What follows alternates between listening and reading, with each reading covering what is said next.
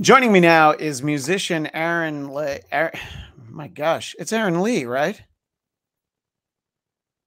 It is Aaron Leigh. Yeah. Yes. And I've said your name before, and I look at it and I'm about to say Aaron Leigh, and I'm like, no, it's Aaron Leigh. I've talked to him before. Well, it's, we're off to a great start, but that's all right because joining me now is musician Aaron Leigh. His website is aaronleigh.com, but it's spelled Leigh. Aaron Leigh. You might know him from Y&T. He also puts out some great solo material, which we are going to talk about right now. Welcome back to the show, Aaron. Well, thanks for having me back, Christian. It's been probably a couple years, I think. Yeah, I looked it up. I was telling you before we started. You and I talked about 2.5 years ago, and I wanted to rewatch that segment because I didn't want to ask you all the same stuff. There's some common ground that we're going to cover a little bit, but it was interesting because it was, I don't know, it was June of 2021, so it was like, we were still kind of dealing with the not quite the height of the pandemic, but it was like, so are you going to be able to play concerts anytime soon? And you're like, well, I hope so. It was kind of like that moment in time. And in some ways that might have felt like it was like 15 years ago, just to think back of like, oh, I'm glad that, we're at least at the part where for the most part we can go to shows. But also I was reminded that you and I had a terrible connection that day, and you soldiered on, and the audio version of that, nobody ever was the wiser. But I was kind of like breaking out into a sweat again, watching myself vamp and fill time while your connection restored. So we got a good connection today, though. Isn't that the key, right, Aaron? Yep. We got it today. It's rolling. Yeah. So I wanted to talk a little bit about, and I don't think this was specifically in your notes back then, way back in 2021. I wanted to start off kind of talking about the role music played in your life, sort of growing up before you became a musician. And there was this great anecdote in there that I would have remembered if this was in the bio I was given last time. Talk about the role your grandmother played in getting you to take a specific interest in music. This I thought this was great. Well, the way that I remember it was my grandmother on my father's side. I was 5 years old at the time. She came to our house and she had a practice pad and some drumsticks. Right. And she basically just put it on the table, handed me the sticks, reached over, turned on the television at, back in the 70s there, or yeah, it must have been like 74. And Mike Douglas was on with Buddy Rich. And, right. And she wanted me to watch Buddy Rich on the Mike Douglas show and sparked some interest, I guess. She must have seen or heard something in me. Maybe I was banging on something around the house and she probably thought, oh, he might like drums or something. So my grandmother is the one who introduced me to playing drums. And that was my first instrument. Well, and Buddy Rich, I mean, yes, you're just sitting and watching him on TV, but it's if there was ever a way to set a high bar for a kid, it would be like, yeah, can you drum like Buddy Rich? It'd be like, now it's like, oh, here's a Neil Peart video, do that. Right. Well, I soon discovered Peter Criss, Yeah. So that was the new fascination. Right. Well, I'm glad you mentioned Kiss because one of the things that I, when in listening back to our earlier conversation, you talked about, you heard the Led Zeppelin song "Nobody's Fault But Mine," and it's a great song, but it's not Black Dog, it's not even Communication Breakdown, Stairway to Heaven.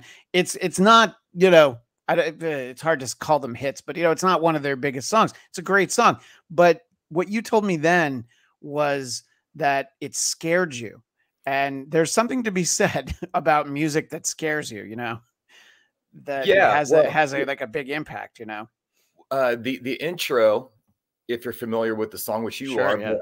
You're the people watching, it kind of just fades in and it's just got this ominous, just evil sounding guitar lick going on. And it just, I remember that the record was playing and I didn't put this on. This was my mom's boyfriend at the time. Right. And I was a little kid. I mean, and I'd never heard anything like that. And he had it cranked up, so as it got louder and louder and louder, this big, rush of, whoa, what is that? It kind of freaked me out. I got a little scared.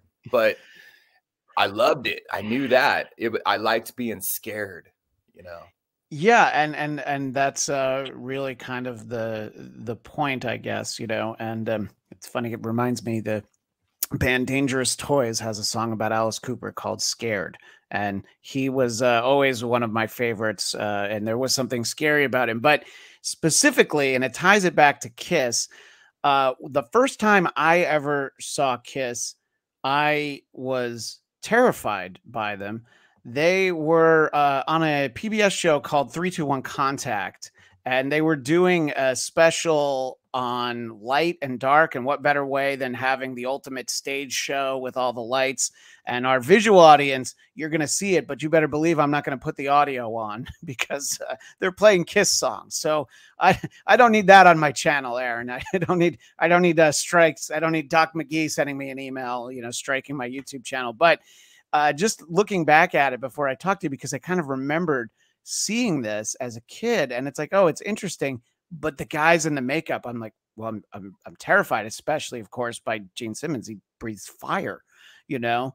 And so I was probably like 3 or 4 when I saw this. So I didn't immediately think, oh, let's see if I can get my parents to buy this for me, you know. But so I know that Kiss had a big impact on you. You just talked about Peter Criss.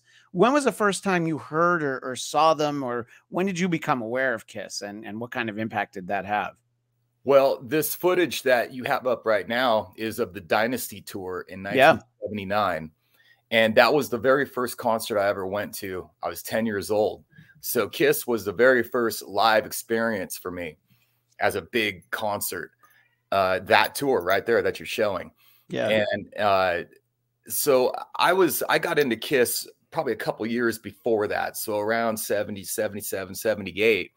That's the era that Kiss fans refer to as Super Kiss. That's the height of their powers. It's before the solo albums, you know. It's before, well, it's before the Elder, you know. It's before anything started. The cracks started to show, right? So 77, that really is peak Kiss, isn't it?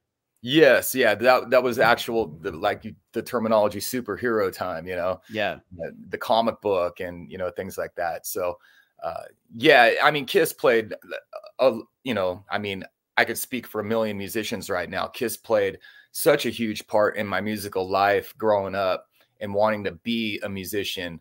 And in music, I mean, I don't even know without Kiss how many people wouldn't have become musicians. You know, they were so influential at the time. Yeah, and I think that you know, they have that impact, and there is the superhero. I mean, you talked about the comic books. I mean, you know, they had a press conference with Stan Lee of Marvel Comics, and it's like, and look, we're putting their blood in here, and you know, it's like the blood and the ink. Yeah. And so the red ink in the comics is going to be mixed with Kiss blood. And you know, obviously, everybody, you know, Stan fit right in with everybody in Kiss. I mean, it was Bill O'Kine at the time, but you know, the idea of like, how do we sell this? I know, let's put Kiss blood in there, and you know, to just think about that time. Obviously, I'm a little bit younger, but what you're talking about, sort of having them be your first concert. You know, I mentioned Alice Cooper, and I oftentimes tell this when I speak to musicians. So the first concert I ever went to was Alice Cooper, and it was in 1990, his Trash tour. And the second concert I went to was Kiss, also 1990, the Hot in the Shade tour. So this is when they don't have the makeup, but it's actually the tour where they really kind of started leaning more on the 70s stuff, you know, and they like brought back, like, they started with I Stole Your Love and all that. So, then I think like 2 nights later, I saw Aerosmith on the Pump tour. So like my first 3 concerts, I'm like, oh, this is what concerts are always like, right? They're huge, big shows, and there's the explosions. And then, you know, you go and see Whitesnake was my next concert after that. I'm like, oh, this is good, but you know, it was not on that level, you know? So I can imagine whatever your next concert after seeing Kiss on the Dynasty tour, you were probably like, this band is great, but where's the fireworks, you know? Yeah. But at that time, it seemed like a lot of the bands were leaning into the pyro and the great point. You know, the technology at the time to create a big extravaganza show. You know, so now, but how you know, it's still hardcore nothing beats a Kiss show. Yeah, well, no, exactly, and I'm going to see them in about a month at the Hollywood Bowl. Allegedly, that'll be the last time I ever see them, but I don't know how much I believe uh, farewell tours in general, but specifically that one. But I'm excited to get to see the current iteration of the band, and that actually ties in what I was going to ask you. So obviously, you're all in on Kiss. That's the first concert you go to.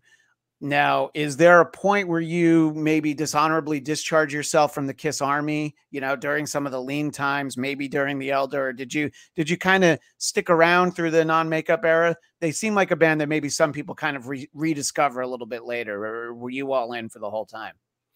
I was all in for the whole time, man. I mean, Nice. all the way up to the '96 reunion that I attended, and then soon after that, I started to just see it for what it was, being older and just, uh, they had their inner workings in the way that they operated. And, Yeah.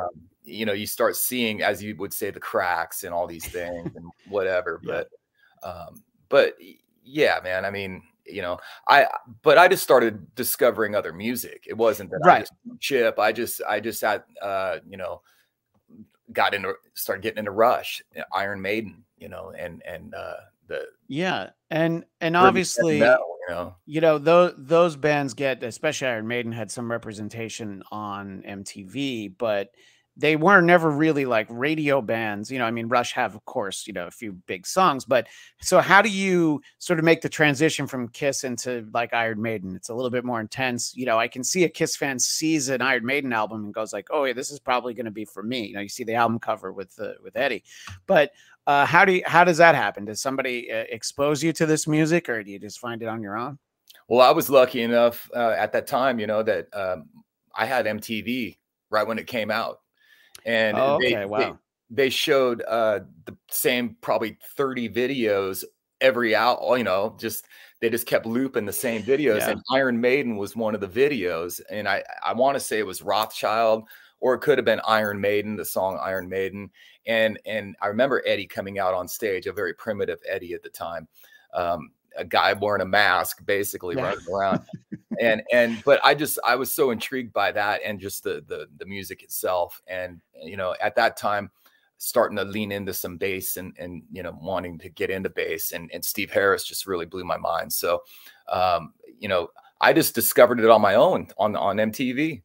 Yeah, I mean, and there was so much music, that you were able to really find that way. I mean, I remember my brother's 5 years older than me, so when we first had MTV as an option in my town, it was a pay channel. You had to pay extra for it. My brother had a job at Burger King, and he learned how to budget because he's like, I'm paying for MTV. So, I got to see like Ozzy, the Shot in the Dark video, all like that era of videos. I'm like, I never would have seen any of that stuff. And they did have those specialized shows. They had shows like Headbangers Ball eventually, and even 120 Minutes, which was, a lot of like weirder alternative stuff. But, there's stuff that I love that I probably would have found at some point in my life, but because of MTV, and it's so weird to think about. I know it's a bit of a hack comment to make about MTV, but it's hard to think about their importance to the music world when they don't, play music really in any way anymore. It's really just not the same kind of a thing. So as we've talked about, you get to be a part of Y&T.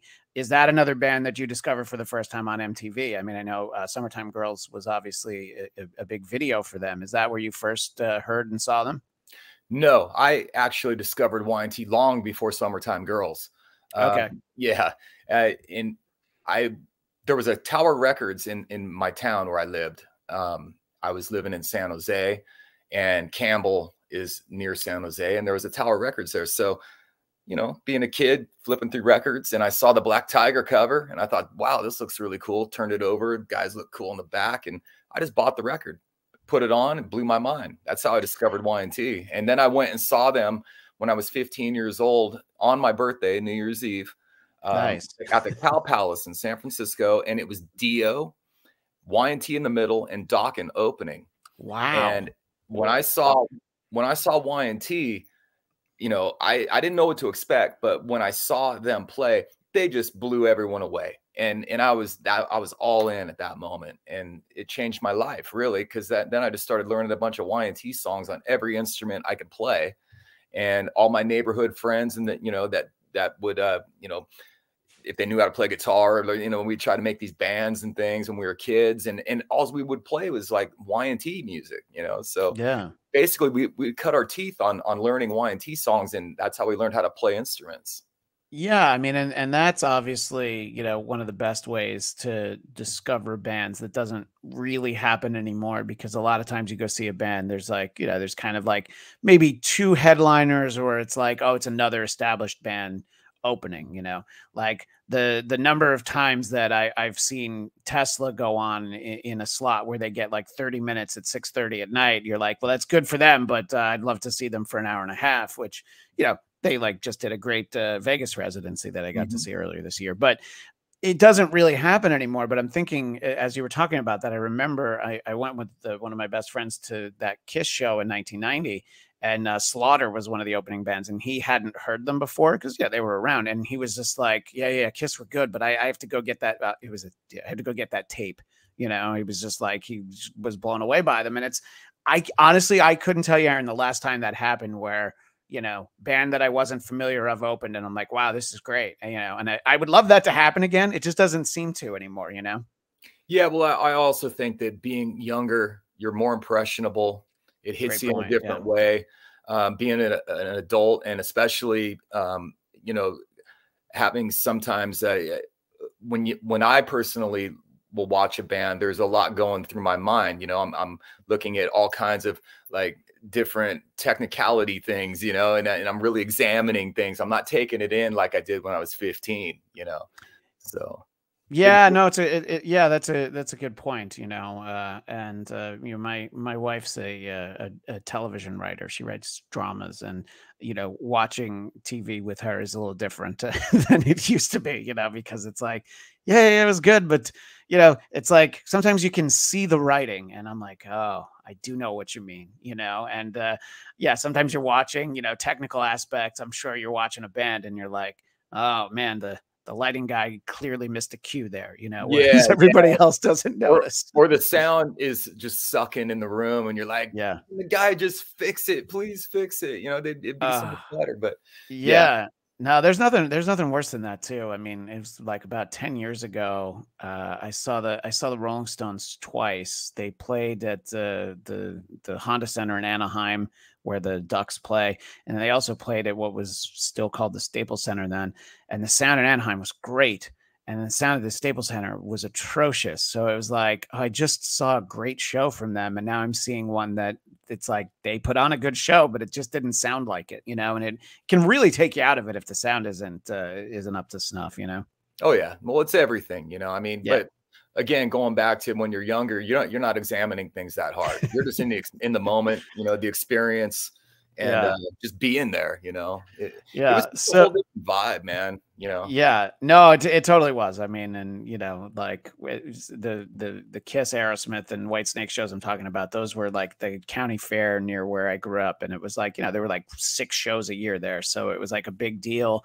And then getting to go into New York City to see shows was way harder, and it was a much bigger deal, but this is just down the street. My older brother could drive me to that show, that sort of a thing.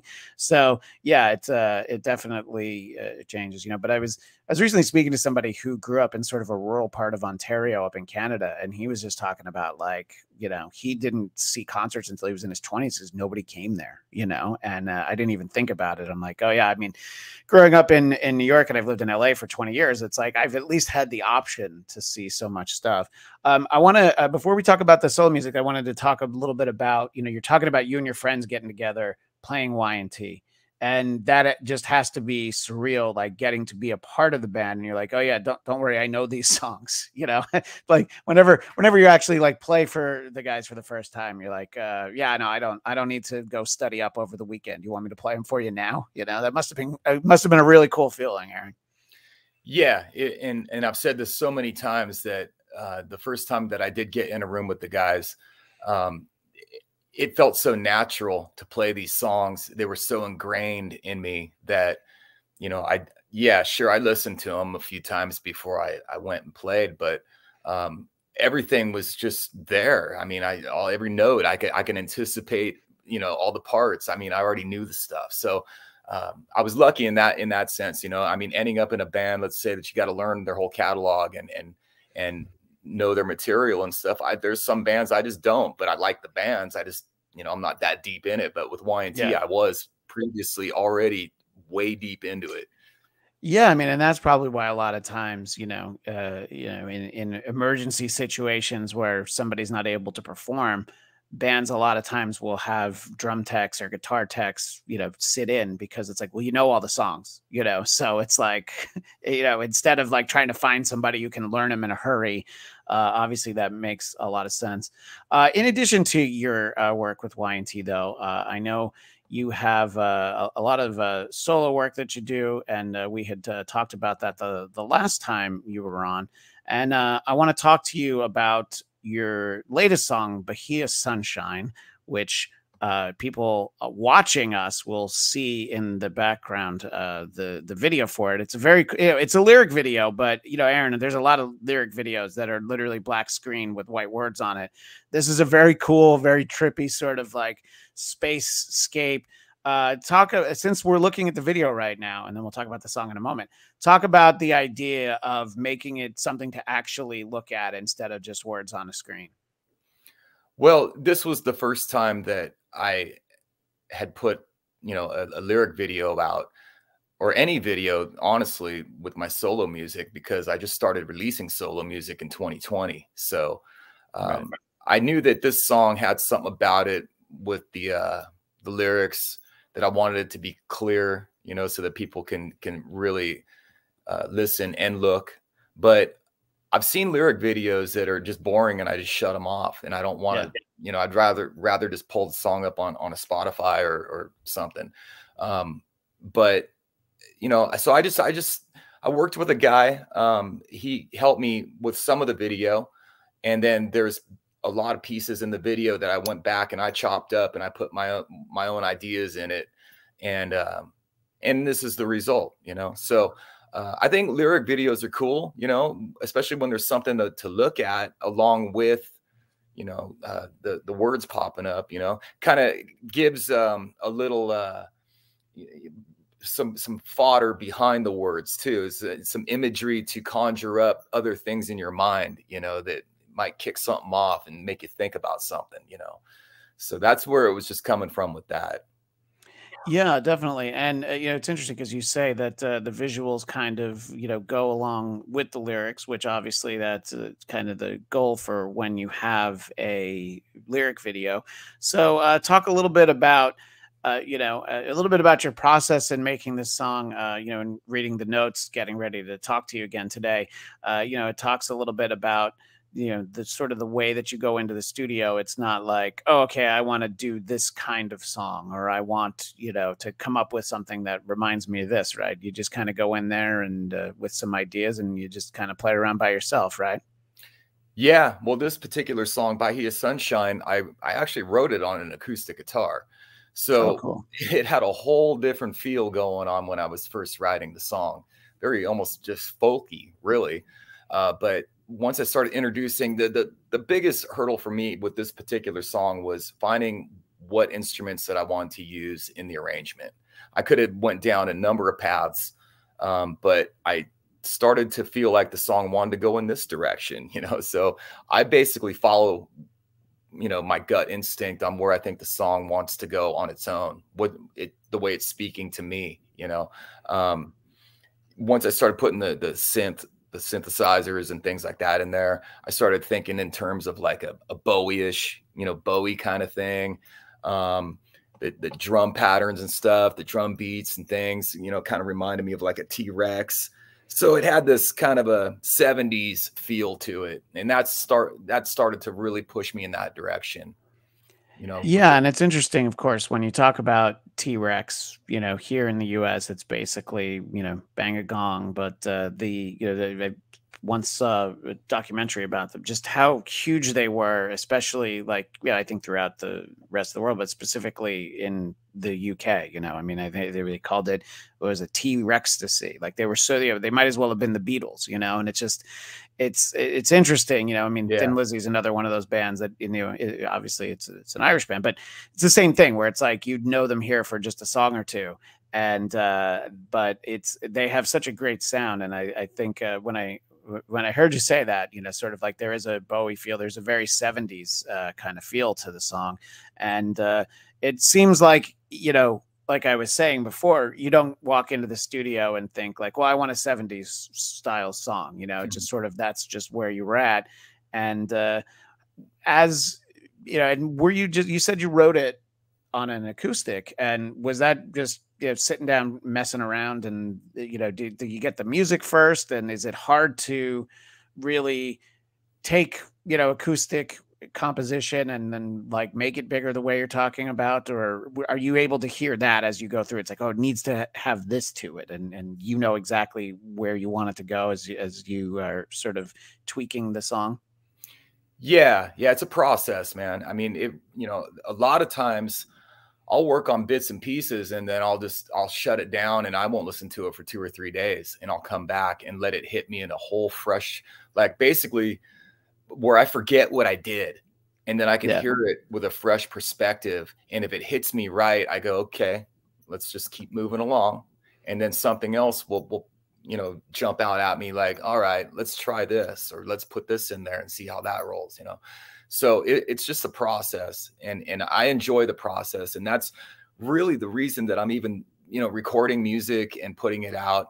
Is right now I'm the most creative I've ever been in my whole life. And just, when the antenna is up, I've said this so many times, if you've got the antenna up and you're receiving the message, you better get it and get it down quick, because it's going to go away. That stuff doesn't stick around too long. It's almost like seasons for me. I'll go through months of I won't even walk in the studio. I'll forget about it and do other things. And then all of a sudden I'll jump in for, like, let's say a Bahia Sunshine, and start, messing with it. And then it's like, that's all I do. And I'll be in there, for a couple months, and just working it out until it finally starts to resolve itself, Yeah, and as you're talking about, walking away from the song for a few days and then going back to it, obviously sometimes it'll happen. You listen to something and you're like, oh, okay, it wasn't quite as good as I thought. But if you go back and you listen, and what you did was something that you feel so good about, something like Bahia Sunshine, that has to be, just a great feeling of like, oh man, this is even better than I thought it was. I mean, not trying to get you to pat yourself on the back, but the idea of like letting it sit, ferment, as it were. And you're like, oh, this is great. I'm so glad that, I didn't just blow off this idea, that has to be a great feeling. Yeah. Well, I just start, it's like a trance, I just fall into this, and I just blinders on, I just go. And then in the end process, it is a good feeling to at least know that you finished it. There's a lot of songs that never get finished. They just sit around as ideas or little bits, Yeah, no, and then sometimes those ideas that never get finished get released many years later, and sold Very true. sold to people on 10 CD set that comes in a vault. I'm not going to name any names. Oh yeah, we but can name too many, can't we? Yeah. yeah, I'm not a there's fan of that. I'm not a fan of that, honestly. Like, I'm a huge yeah. Prince fan, and now that they're, going through his vault and they're putting this stuff out, that's, to me, a bit subpar. There's a reason that it didn't see the light of day. Yeah. It should be kept. Yeah, no, that's a great point. It's funny because there's one thing from the Prince vault that I'm interested in, because I guess I had heard from somebody who had played on it.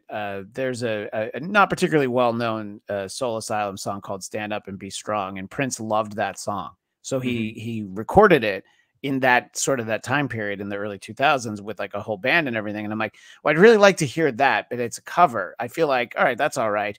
But yeah, the composition, I mean, somebody's a perfection. I once interviewed somebody who'd written a whole book about Prince, which was fascinating. And somebody that he knew was talking about how he had the most beautiful song, and he played it for them.